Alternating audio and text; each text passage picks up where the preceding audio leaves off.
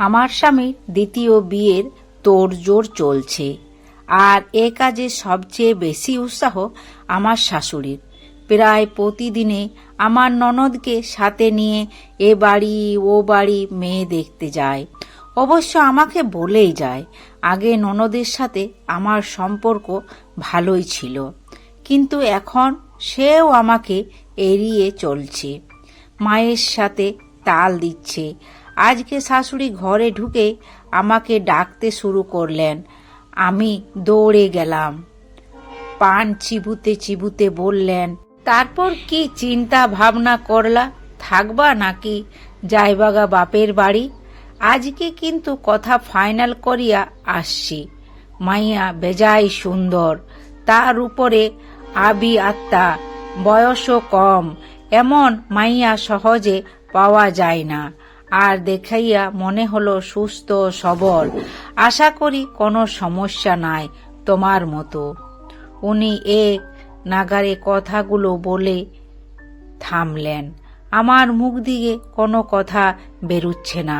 নিচের দিকে ঝাপসা চোখে তাকিয়ে রইলাম। হঠাৎই আবির অর্থাৎ আমার স্বামীর ঘরে আগমন। তাকে দেখে শাশুড়ি দৌড়ে এসে বললেন, আসছিস? আজকে যে মেয়ে দেখে আসছি, মাশাআল্লাহ, এক কথায় অসাধারণ। তুই কবে সময় করতে পারবি? তোরও তো দেখা শুনায়া কথা বইলা বুঝ বনিবনা করণ লাগব। আবির একটু ভেবে বলল, শুক্রবার যাওয়া যাক। আব্বাকে জিজ্ঞেস করে দেখো ওই দিন ফ্রি আছে কিনা। বাকি দিন তো আমার অফিস থাকে। আবিরের মুখে এমন সহজ স্বাভাবিক কথা শুনে বুকের ভেতরটা মোচড় দিয়ে উঠল। কোনোভাবে নিজেকে সামলাতে পারলাম না। দ্রুত রুমে এসে দরজা ভিড়িয়া দিলাম। সত্যি সত্যি আবির তাহলে বিয়েটা করেই ফেলবে? নিজের মনকে কিছুতেই বিশ্বাস করাতে পারছি না। নিজেকে খুব তুচ্ছ লাগছে। একটা সন্তানের জন্য হাহাকার করতে করতে বিয়ের 60টা বছর পার করলাম। বাকি জীবনটা হয়তো আবিরের হাহাকারেই কাটবে। আবির রুমে ঢুকেই আমাকে না দেখার ভান করে কাপড় চোপড় নিয়ে গোসলে ঢুকে গেল। অবশ্য গত 3 মাস যাবৎ আবির আমার সাথে ঠিকভাবে কথাই বলে না, দরকার ছাড়া। আর এখন তো বিয়ের ডিসিশন নিয়েই ফেলেছে। এখন আর কি কথাই বলবে আমার সাথে? আগে আমাকে কাঁদতে দেখলে আমার সামনে হাঁটু গেড়ে বসে থাকতো, চোখের পানিগুলো মুছে জড়িয়ে ধরে বসে থাকতো। আর এখন আমি তার চোখের মনের অন্তরালে। আমার কান্না ভেজা চোখ, প্রতি রাতের আর্তনাদ আবিরের মন পর্যন্ত স্পর্শ করে না। আমি এখন শুধুই বিরক্তিকর আগাছা। পরিবারের অমতে ভালোবেসে বিয়ে করেছিলাম ক্লাসমেট আবিরকে। আহা, কত না ভালোবাসা ছিল। টিউশনির টাকা জমিয়ে জমিয়ে দেখা করতাম। কখনো রিকশায় যেতাম না, পায়ে হেঁটে না হয় বাসে করে যাতায়াত করতাম 10-20 টাকা বাঁচানোর জন্য। সারাদিন না খেয়ে 2 জন হাঁটতাম। আসলে খাওয়ার টাকা তেমন থাকতো না। যা সেভিং করতাম তা দিয়ে আবিরের জন্য এটা সেটা কিনতাম। অবশ্য ভালোবাসায় আবির আমার চেয়ে কয়েক ধাপ আগিয়েই ছিল। আমাকে একটা ছোট্ট বাচ্চার মতো আগলে রাখত। এই ছেলেটার জন্য আমার মন খারাপ হতে পারত না। 1000টা কষ্ট নিয়ে হাজির হলো, এক নিমেষে সব ভুলিয়ে দিত। সেই দিনটার কথা এখনো খুব মনে পড়ে। 2 ফ্যামিলির চাপ যখন নিতে পারছিলাম না, তখনই আমরা ডিসিশন নিই পালিয়ে যাব। সেই ভাবা সেই কাজ। 2 জন কাঁধে 2টো ব্যাগ ঝুলিয়ে সোজা চলে গেলাম বনানী কাজী অফিসে। রাস্তা থেকে দুই সাক্ষী ধরে নিয়ে গেছিলাম। পুরো অ্যাডভেঞ্চার লাগছিল সব কিছু। কিন্তু ঠিক বিয়ের আগমন সময় আবিরের মুখ অন্ধকার হয়ে আসছিল। বাবা মা ছাড়া বিয়ের জন্য তার অনুশোচনা হচ্ছে। তার এই অন্ধকার মুখ দেখে একবার ইচ্ছে হয়েছিল ফিরে যায়, কিন্তু পারি নাই। হঠাৎ আবির আমাকে কাজী অফিসে বসিয়ে রেখে বলল, তুমি বসো, আমি পাশের মসজিদ থেকে নামাজ পড়ে আসছি। শুভ কাজের আগে অন্তত আল্লাহর কাছে আমাদের জন্য দোয়া করে আসি। অবশ্য আবির বরাবরই নামাজি ছিল। ওই অপেক্ষার মুহূর্তটাও ছিল আমার জীবনের শ্রেষ্ঠ অপেক্ষার মুহূর্ত। কারণ আমি জানি আমার আবির আমাকে একা রেখে কোথাও যাবে না। আবির ফিরে আসবে, ওকে আসতেই হবে। এটা পৃথিবীর কঠিনতম সত্য। এটা আমার বিশ্বাস। আমার বিশ্বাস সত্য হয়েছিল। আবির এসেছিল। ঠিক কবুল বলার সময় আমার অনুশোচনা বোধ জেগে উঠেছিল। আমি তখন কান্নায় ভেঙে পড়েছিলাম। আম্মুর নিষ্পাপ মুখটা বারবার চোখের সামনে ভাসছিল। আবির তখন আমার হাতটা চেপে ধরে বলল, আমি আছি তো তোমার সাথে। আমি এই চোখের আমার প্রতি দায়িত্ব দেখেছিলাম, গভীর ভালোবাসা দেখেছিলাম। কাজী অফিস থেকে বের হওয়ার পর আমি এক অন্য আবিরকে আবিষ্কার করলাম। তার চোখে মুখে খুশিতে জলজল করছিল। আমি বললাম, একটু আগেই না মন খারাপ করছিল? আবির খুব শান্ত গলায় বলেছিল, ততক্ষণ পর্যন্ত তুমি আমার বউ ছিলে না। তখন প্রিয় মানুষদের জন্য একটু আফসোস হচ্ছিল যে আমার এমন দিনে তারা কেউ নেই। কিন্তু সেই আফসোসের জন্য তোমাকে বউ হিসাবে পাওয়ার আনন্দটা বিলীন হতে দিই কি করে বলো?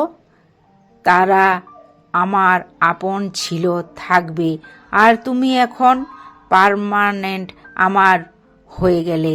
এটা আমার জন্য কতটা আনন্দের তুমি আন্দাজ করতে পারছো না। সেদিনের সব কিছু মিথ্যে হয়ে গেল।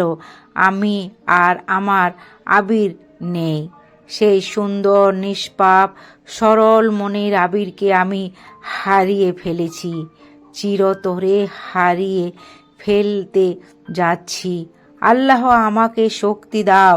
আমি কিভাবে সহ্য করব? বারবার পুরনো ভাবনা চিন্তাগুলো মাথায় জেঁকে বসছে। পুরনো স্মৃতিগুলো ফ্ল্যাশব্যাকের মতো চোখের সামনে বারবার ভেসে আসছে। সেই দিনের পর আমি আর আবিরের সাথে ঘুমাইনি, নিচে বিছানা করে শুয়েছি। একটা বারের জন্য আবির আমাকে ডাকেনি। আমি কতটা তুচ্ছ হয়ে গেছি এখন। আর আমার মুখে কোনো মায়া খুঁজে পাই না, আমার শরীরে মাদকতা খুঁজে পাই না। পুরনো ফেলনা আমি। গত শুক্রবারে মেয়েও দেখে এসেছে। তারপর থেকে আবিরকে বেশ খুশি খুশি দেখাচ্ছে।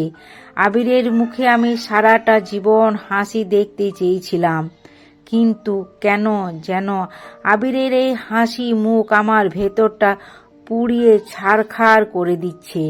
আমি ভেবে পাচ্ছি না কি করব, কোথায় যাব, কি করব। আমার যাওয়ার অনেক জায়গায় আছে, কিন্তু সারা দুনিয়ার কাছে আবিরকে আমি ফেরেশতা বানিয়ে রেখেছি। সেখানে আমি কোনো মুখ নিয়ে কারো দরজায় গিয়ে দাঁড়াবো? আমার এই অসহায়ত্বটা কাউকে দেখাতে ইচ্ছে করছে না। এখনো যে আবিরের খারাপটা কাউকে বুঝতে দিতে মন চাচ্ছে না। আমাকে রান্নাঘরে ঢুকতে দেখে শাশুড়ি খ্যাঁচ খ্যাঁচ শুরু করলো। সামনের শুক্রবার বিয়া, আর বেহায়ানি এখনো যাওয়ার কোনো নামগন্ধ নাই। আমার সাফ সাফ কথা, নতুন বউ আয়নার পর ওই ঘরে যাওয়া বন্ধ। ওই ঘরে ঢুকলে পা ভাঙ্গিয়া ফেলবো। বহুত কষ্টে মাইয়া খুঁজিয়াছি। এত বিষাক্ত কথাগুলো কানে আসতে আমার শরীর থরথর করে কাঁপতে শুরু করলো। হাত থেকে কাঁচের বাটিটা পড়ে গুঁড়ো গুঁড়ো হয়ে গেল। আওয়াজ পেয়ে শাশুড়ি রীতিমতো তেড়ে আসলেন আমায় মারতে। ননদ এসে থামিয়ে বলল, মা, তোমার মনে হয় না তুমি একটু বেশি বেশি করছো? ভাবি এখন হঠাৎ করে কোথায় যাবে? সময় হোক, উনি নিজেই বুঝবে ওনার জন্য কোনটা ভালো আর মন্দ। গন্ডগোল শুনে আবির দৌড়ে এসে বলল, এত চিল্লাচিল্লির কিছু নাই। মীরার ইচ্ছা হলে এ বাড়িতে থাকবে, না হয় চলে যাবে, কিন্তু বের করার অধিকার এখনো আমাদের নেই। আইনত এখনো তার এই বাড়িতে থাকা খাওয়ার অধিকার আছে। আমি রাজুকে খবর দিয়েছি, কাল সেই স্টোর রুম পরিষ্কার করে রং করে দেবে, আর একটা সিঙ্গেল খাট অর্ডার করেছি। বাকি যা লাগে ম্যানেজ করে দেওয়া যাবে। থাকা নিয়ে সমস্যা হবে না আশা করি। কি বলবো, ভাষা হারিয়ে ফেলেছি। আমার স্বামীর মহত্ব দেখে আমি অবাক হয়ে যাচ্ছি। আমাকে থাকতে দিয়ে করুণা দেখাচ্ছে। বাহ, আমি জানি এগুলো করছে শুধুমাত্র আল্লাহকে জবাব দেওয়ার ভয়ে। এখানে বিন্দু মাত্র ভালোবাসার ছিটে ফোঁটা থাকলে আবির বুঝতে পারত আমি কতটা কষ্টে আছি। অধিকার নিয়ে বড় বড় কথা বলো, কিন্তু এটা বুঝলে না আমার আসল অধিকারই কেড়ে নিচ্ছে। 3 দিনে স্টোর রুম গুছিয়ে টিপটপ করে ফেলেছে। নতুন খাট, ছোট ওয়ার্ড্রপ আর টেবিলও এনেছে। এসব দেখে দেখে আমার শাশুড়ি জ্বলে পুড়ে মরে যাচ্ছে। বোকা মহিলা, উনি বুঝতেই পারছেন না এসব করুণা আমার জন্য সুখের না, গর্বেরও না। যে স্বামী লাথি মেরে বের করে দেয় নাই, এগুলো লজ্জার, অপমানের, কলিজা ফাটা যন্ত্রণার। এগুলো বোঝার ক্ষমতা ওনার নেই। রাতে আমি নিচে বিছানা করছিলাম। আবির আমার দিকে না তাকিয়ে বলল, ও রুমে যাও, অভ্যাস হোক। আবিরের এ কথায় মনে হলো আমার কলেজাটা কেউ টেনে বের করে এনে ছিঁড়ে টুকরো টুকরো করে ফেলেছে। আমি শুকনো গলায় বললাম, অভ্যেস হয়ে গেছে অনেকটা, আর তো 2 রাত। তোমার একটু কাছাকাছি না হয় থাকি? আবার গলা নামিয়ে বলল, তোমার ইচ্ছা। সারাটা রাত আমি ঘুমোতে পারি নাই। ফজরের আগে বিছানা ছেড়ে উঠলাম। হঠাৎ আবিরের নিষ্পাপ মুখটার দিকে চোখ যেতে ঝাপসা হয়ে এলো। কি নিষ্ঠুরতম পৃথিবী! আমি চাইলে আমার আবিরকে জড়িয়ে ধরে চিৎকার করে বলতে পারছি না, আবির, আমার খুব কষ্ট হচ্ছে, আমি মরে যাচ্ছি, আমাকে বাঁচাও, তুমি আমার কলেজার টুকরা, তোমার উপর শুধু আমার অধিকার, তোমার বুকে শুধু আমি মাথা রাখবো, ওই উষ্ণ বুকের ভালোবাসাটা শুধু আমার। আমার খুব ইচ্ছে হলো আবিরের বুকে গিয়ে ঝাঁপিয়ে পড়ি, কিন্তু আমি পারলাম না। অধিকার হারিয়ে অধিকার দেখানোর মতো বিড়ম্বনা আর নেই। কাল আমার স্বামীর বিয়ে, আমি এখনো জীবিত আছি। আমার সবচেয়ে প্রিয় মানুষটাকে প্রাণ হারিয়েও নিজের কাছেই খুব অবাক লাগছে। আগে কত রাগারাগি ঝগড়ার সময় মরে যেতে চাইতাম, কিন্তু এবার কেন যেন প্রচণ্ড কষ্টে নিজেকে তিলে তিলে মারতে ইচ্ছে করছে। আমি কেন সন্তান ধারণে অক্ষম, সেই শাস্তিটা নিজেকে দিতে ইচ্ছে করছে। যদি কোনো রকম বেঁচে যায়, আত্মহত্যার মতো ঘৃণতম কাজ না করে থাকতে পারি, তবে জান্নাতে গিয়ে আমি আমার স্বামীর ভাগ বুঝে নেব। আমার মাথায় পাগল হয়ে গিয়েছে, কি সব আবোল তাবোল ভাবছি। টলতে টলতে রান্নাঘরে গেলাম। আবিরের সব পছন্দের রান্না নিজে হাতে করব। শেষবারের মতো প্রিয় মানুষটার জন্য কিছু করি। আমার সক্ষমতা তো এইটুকুই। রাত্রে রুমে ঢুকতে দেখি আবিরের গলা নামিয়ে ফোনে কথা বলছে। আমাকে দেখেই ফোনটা রেখে দিল। হয়তো হবু বউয়ের সাথে কথা বলছে। আমি বিছানাপত্র নিয়ে যাব। আজ রাতে এই রুমে থাকলে আমি হার্ট অ্যাটাক করে মরেই যাব। আবিরের মুখটা আমার জন্য বিষ হয়ে গেছে। ওই চোখে মুখের মায়ায় আমি 1000 বার মরে যাই। আমাকে যেতে দেখে আবির বলল, কোথায় যাও? আমি হাসার চেষ্টা করে বললাম, যেখানে আমার থাকার কথা। আবির বলল, আমার ঘুম আসছে না। অনেক দিন তোমার সাথে কথা হয় না ঠিক মতো। আজকে রাতটা আমরা গল্প করে কাটাই। কি বলবো, কি নির্মমতা, তাই না? পৃথিবীর কোনো মেয়েই হয়তো আজকে গল্প করে কাটাতে ইচ্ছে করবে না, মুখটাও দেখতে ইচ্ছে হবে না। কিন্তু আমি ওই যে পাগল, অন্ধের মতো ভালোবাসি আর প্রতিবার হেরে যায়। তাই আজকেও আবিরের আবদার ফেলার শক্তি আমার হলো না। আমি দীর্ঘশ্বাস ফেলে বললাম, এমন আবদার হয়তো এটাই শেষ, ফেরাই কি করে বলো? আবির আমার কথার উত্তর না দিয়ে বলল, জানো মেয়েটা ভারী মিষ্টি, মায়াময় চেহারা। তোমার সাথে খানিকটা মিল আছে। তোমার মতো শান্ত ও বটে।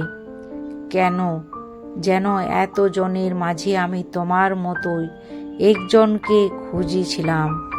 এটাও একটা ভালোবাসা। আমি মুচকি হেসে বললাম, ভালোবাসাই তো, কিন্তু আমার মতো অপয়া যেন না হয়। আমার এ কথায় আবির খুব রেগে গেল, খুব বিরক্ত নিয়ে বলল, আজকের এই দিনটার জন্য তুমি দায়ী। তুমি নিজে হাতে তোমার কপালে দুঃখ টেনে এনেছো। আমি চোখের পানি মুছতে মুছতে বললাম, আমি এই দায়ী, আমি অপয়া।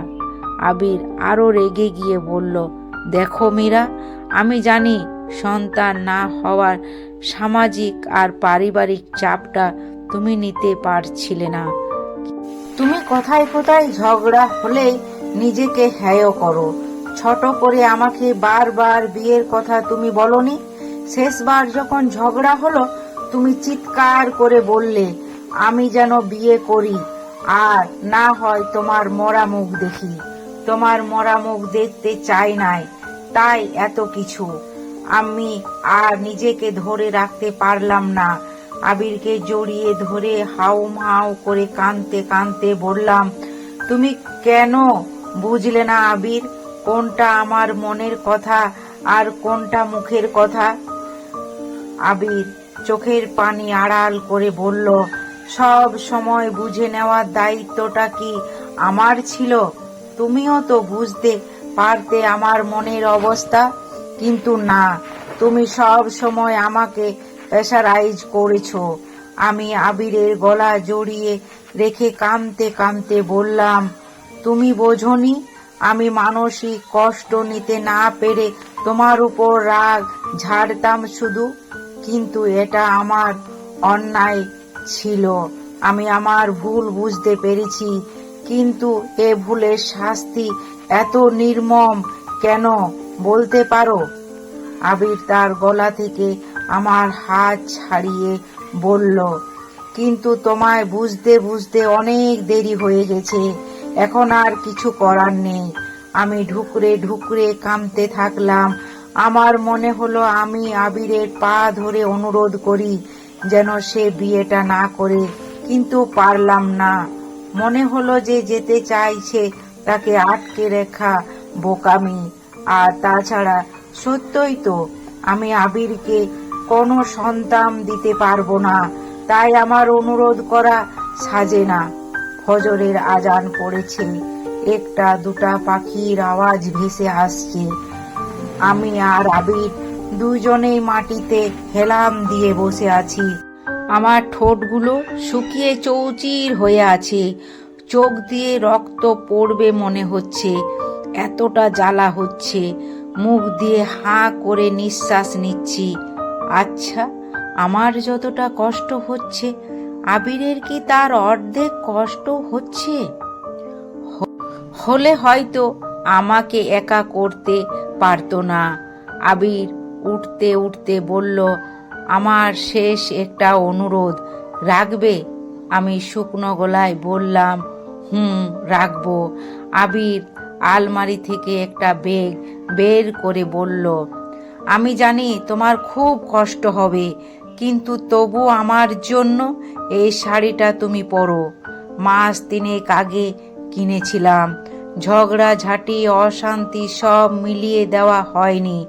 আর আমি চাই আজকে তুমি একটু ভালোভাবে পরিপাটি হয়ে থাকো। সকালে ফুল আসবে বাসর ঘর সাজানোর জন্য। তোমার জন্য বেলি আনতে বলেছি, খোঁপায় পড়ো। আমার নতুন জীবনের শুরুতে তোমার সুন্দর মুখটা দিয়ে শুরু হোক। আমি শুধু শুনলাম। আবির এত নিষ্ঠুর চাওয়া আমার পক্ষে পূরণ করা সম্ভব হবে না জেনেও আমি মাথা নেড়ে সম্মতি জানালাম। ননদের মুখে যতটুকু শুনেছি, ঘরোয়াভাবে বিয়ে হচ্ছে। শুধু মেয়ের মা বাবা আর এ পরিবারের আবিরের বাবা মা 8-10 জন মিলে বিয়ের কাজ সারবে। সন্ধ্যার আগেই বাড়ি ফিরবে। আমিও আমার ব্যাগপত্র গুছিয়ে ফেললাম। আবির আসার পর তার বউটাকে প্রথম এবং শেষবারের মতো দেখেই চলে যাব এই বাড়ি ছেড়ে।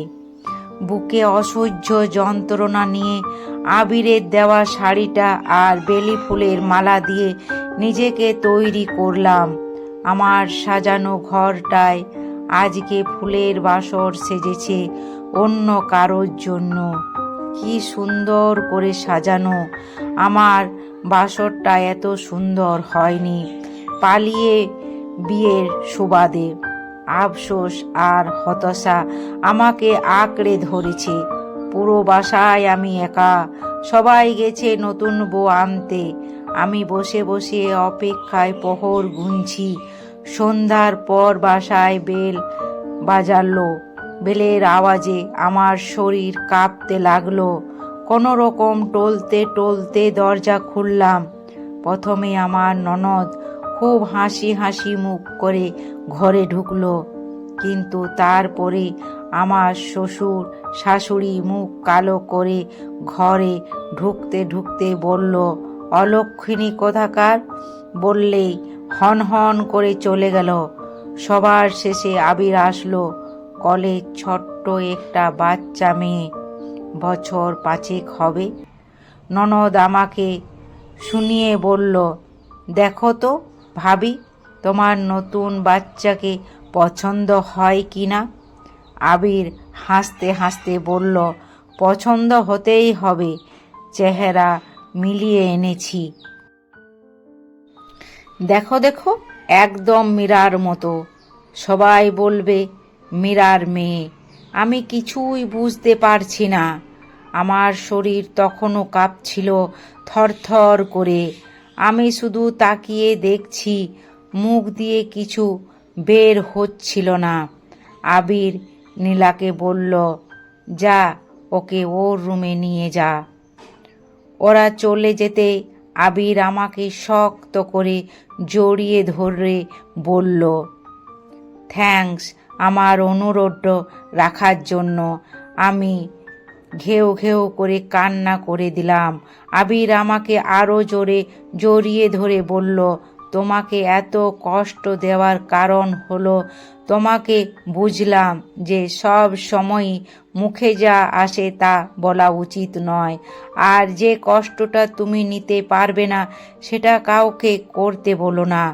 আর তুমি কাল বলছিলে না যে আমি তোমাকে বুঝি না, কিন্তু সবচেয়ে বড় সত্য হলো আমার চেয়ে ভালো তোমাকে আর কেউ বুঝবে না। আর বুঝি বলেই মন ভালোবাসার মানুষকে হাতছাড়া করতে পারবো না। আমি আবিরকে জড়িয়ে রাখলাম শক্ত করে। আবির থেমে আবার বলল, একটা সন্তানের প্রয়োজন ছিল, তাই সন্তান এনেছি। বউ তো আমার আছে, বাবা মা বুঝবে না, কি আর করা, তাই এত কাহিনী করতে হলো। অবশ্য নীলা আমাকে হেল্প করেছে। ওই বাবা মাকে সামলেছে শেষে। বাবা মা তো জানতো আজকে বিয়ে। যাই হোক, ওই সব পরে বলবো। এখন যাও, তাড়াতাড়ি আমার জন্য 1 কাপ চা বানাও আর সুন্দর করে সাজো। তারপর কানের কাছে ফিসফিস করে বলল, আজকে একটু কাজল দিও পারলে। আজকে আমাদের দ্বিতীয় বাসর হবে। পাহাড় সমান ওজন বুক থেকে নামিয়ে সেই বুকের সাথে আমার আর আবিরকে মিশিয়ে জড়িয়ে রেখেছি পরম মমতায়। তাকে বক্ষ মাঝে রাখবো, ছেড়ে যেতে দেব না।